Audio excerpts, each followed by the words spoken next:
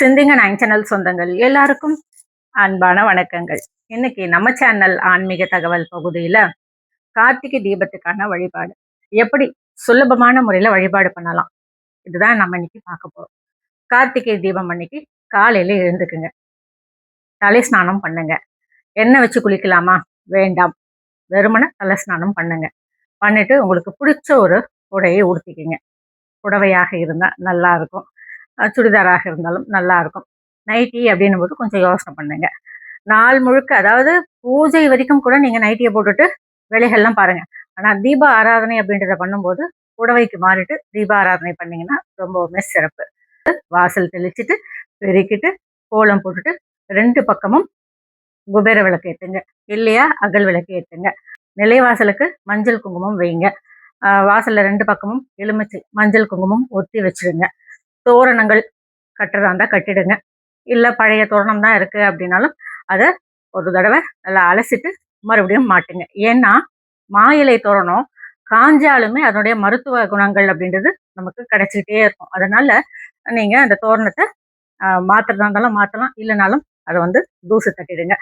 இன்னும் சிறப்பானது அப்படின்னா வெட்டிவேர் மாலை வாசல்ல மாட்டுறது எப்பொழுதுமே சிறப்பானது. அது வந்து நமக்கு வெற்றி தரும் மாலையாக இருக்கும் நம்ம வீட்டுக்கு. நம்ம வீட்டில் வாசல்ல பார்த்தீங்கன்னா எப்போதுமே வெட்டிவேர் மாலை அப்படின்றத மாட்டி வச்சிருக்கேன். நம்மளுடைய ஆன்லைன் ஷாப்ல இருக்கு, என்னன்னா வாங்கிக்கிங்க. இப்போ வாசல்ல நம்மளுடைய வேலைகள் முடிஞ்சாச்சு. வீட்டுக்குள்ள வீடெல்லாம் நல்லா சுத்தப்படுத்திடுங்க, மாப் போட்டுருங்க, நல்லா சுத்தமாக இருக்கட்டும். பூஜை அறையில் உலர்ந்த பூக்கள், முதல் நாள் பயன்படுத்திய அந்த தீபத்திரி இதெல்லாம் எடுத்துருங்க.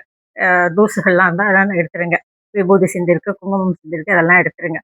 எடுத்துட்டு பூஜை பாத்திரங்கள் உங்களுக்கு முதல் நாளே நீங்கள் தொலைக்கி வைக்கிறது அப்படிங்கிறது, சுத்தப்படுத்தி வைக்கிறது அப்படிங்கிறது உங்களுக்கு வேலை பளுவை குறைக்கும். இல்லைன்னாலும் விளக்குங்க மட்டுமாவது, காமாட்சி அம்மன் விளக்கு, கஜலட்சுமி விளக்கு, இப்படி உங்களுடைய பாரம்பரிய விளக்குன்னு இருக்கு இல்லையா, அதை மட்டுமாவது அன்னைக்கு விளக்கிட்டு மஞ்சள் குங்குமம் சந்தனம் குங்குமம் இதெல்லாம் வச்சுட்டு அப்படியே வச்சுடுங்க. வச்சுட்டு பூஜை அறையில் மஞ்சள் விநாயகர் பிடிச்சி வச்சுடுங்க. அவருக்கு குங்குமம் சாத்திடுங்க, அருகம்புல் சாத்திடுங்க. அவர் ஓரமாக இருக்கட்டும். பஞ்சபத்திர பாத்திரம் அதில் தீர்த்தம் முடிச்சுக்குங்க.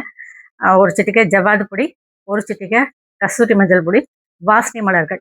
அவங்க தான் நம்மளுடைய குலதெய்வம், இஷ்டதெய்வம், முன்னோர்கள், பித்ருக்கள் எல்லாமே. அவங்க ஓரமாக இருக்கட்டும்.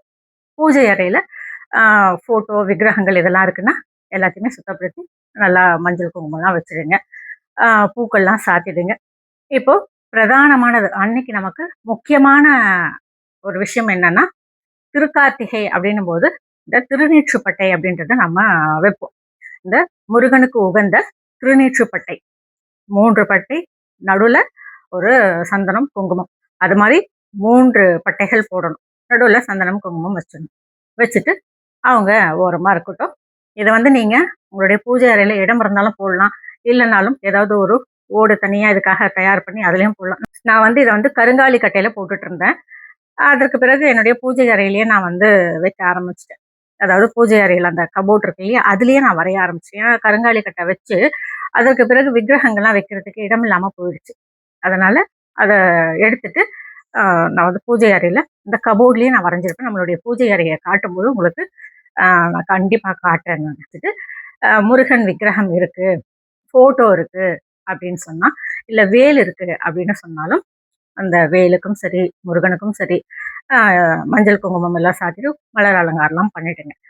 வேல் மட்டும்தான் இருக்கு அப்படின்னு சொன்னா நம்ம கிட்ட முருகன் விக்கிரகம் இருக்கு, வாங்கி வச்சுக்கோங்க. வேல் மட்டும் எப்போதுமே தனியா வழிபாடு பண்ணக்கூடாது.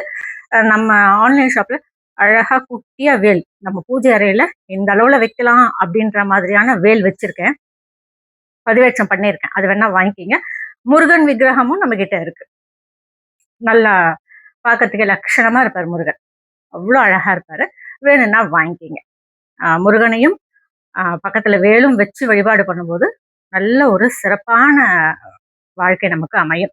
வேல் மட்டும் வச்சு வழிபாடு பண்றது அப்படின்னும் போது பலன் தரும்.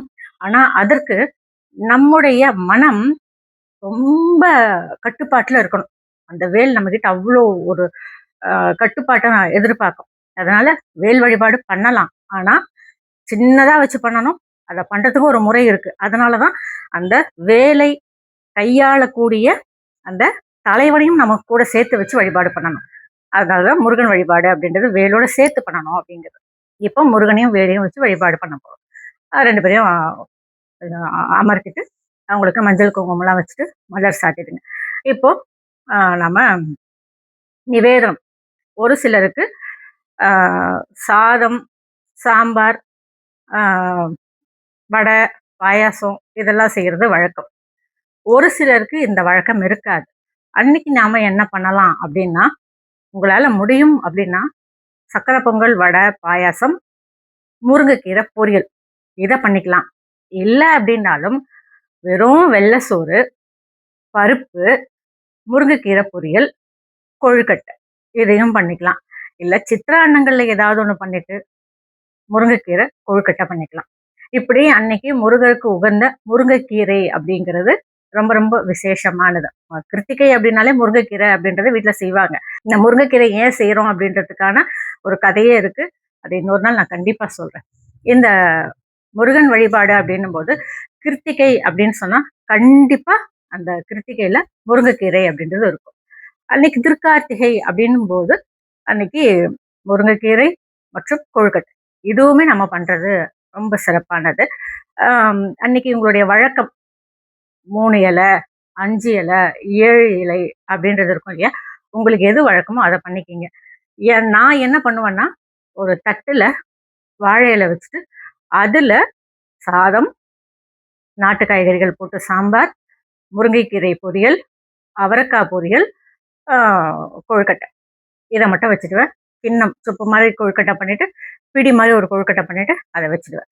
வச்சுட்டு தீப ஆராதனை அப்படின்றத பண்ணிடுவேன். மங்கள பொருட்கள் அப்படின்னும் போது வெத்தலை பாக்கு, பூ, பழம், தேங்காய் இதெல்லாம் வைக்கிறது அப்படின்றது நல்லது. உங்களால முடிஞ்சா வைக்கலாம், இல்லைனாலும் பரவாயில்ல.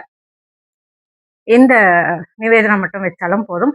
இல்லை வெத்தலை பாக்கு, பூ, பழம் கூட கொழுக்கட்டை மட்டும் செஞ்சு வச்சுட்டு தீப ஆராதனை பண்ணாலும் பண்ணலாம். எல்லாமே நம்முடைய மனம் சார்ந்த விஷயம். நமக்கு எது முடியுமோ அதை நாம பண்ணிக்கலாம். எந்த தவறும் கிடையாது. முருகன் நம்ம கிட்ட எதிர்பார்க்கறது உண்மையான பக்தியை மட்டும்தான்.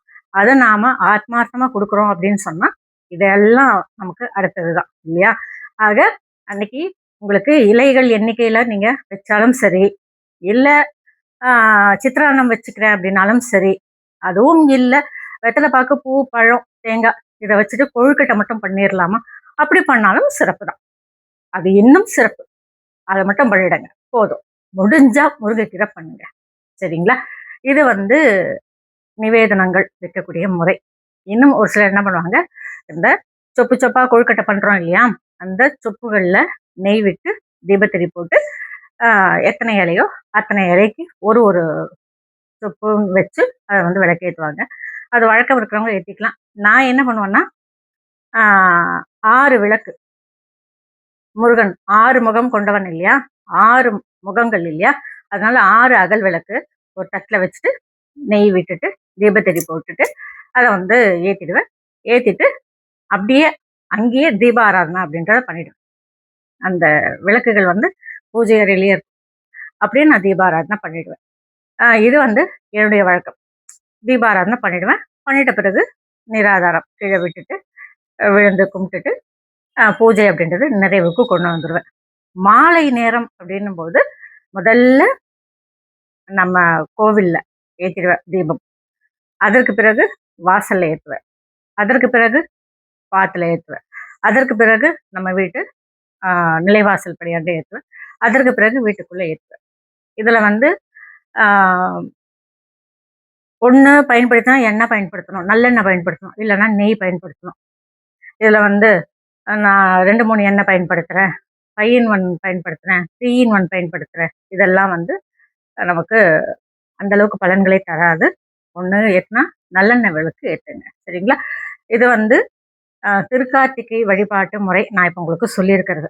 வழிபட வேண்டிய நேரம் அப்படின்னு பார்த்தீங்கன்னா மதியம் 1:30 மணிக்கு மேலே நீங்க எப்போ வேணாலும் வழிபாடு பண்ணலாம், ஆராதனை பண்ணலாம். இல்லை மாலை நேரம் அப்படின்னும் போது மாலை நேரம் நம்ம தொலைக்காட்சியில இந்த அண்ணாமலையாருக்கு தீபம் ஏற்றிட்டாங்க அப்படின்னு தெரிஞ்ச உடனே நாம ஏற்ற ஆரம்பிச்சிடுவோம். அதனால அது இரவு 8 மணிக்குள்ள நீங்க உங்களுடைய பூஜை அப்படின்றத நிறைவுக்கு கொண்டு வந்துடலாம். இது திருக்கார்த்திகை தீப வழிபாட்டு முறை உங்களுக்கு சொல்லியிருக்கேன்.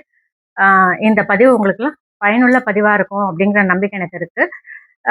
இந்த பதிவுல இந்த ஒரு வழிபாட்டு முறையில நாம போட வேண்டிய தூபம் அப்படின்னு பார்த்தோம்னா, வெண்கடுகு தூபம் ரொம்பவுமே சிறப்பு. வெண்கடுகு தூபம் நாம போட்டுட்டு அதற்கு பிறகு தீபாராதனை பண்ணோம் அப்படின்னா ரொம்பவுமே சிறப்பு. முருகன் விக்கிரகம், வேல், வேல் டாலர், வெண்கடுகு, குபேர விளக்கு, அகல் விளக்கு, இது அத்தனையுமே நம்மளுடைய சிந்திங்கநயன்.com ஆன்லைன் ஷாப்ல பதிவேற்றம் பண்ணியிருக்கேன். லிங்க் தரேன், வேணும்னா வாங்கிக்கோங்க. என்னுடைய வாட்ஸ்அப் நம்பரும் தரேன். நீங்க வாட்ஸ்அப் மூலமாக எனக்கு மெசேஜ் அனுப்பி கூட உங்களுடைய பொருள் அப்படின்றத நீங்க வாங்கிக்கலாம். சரிங்களா? மீண்டும் வேறொரு பதிவோடு சந்திக்கும் வரை வணக்கம்.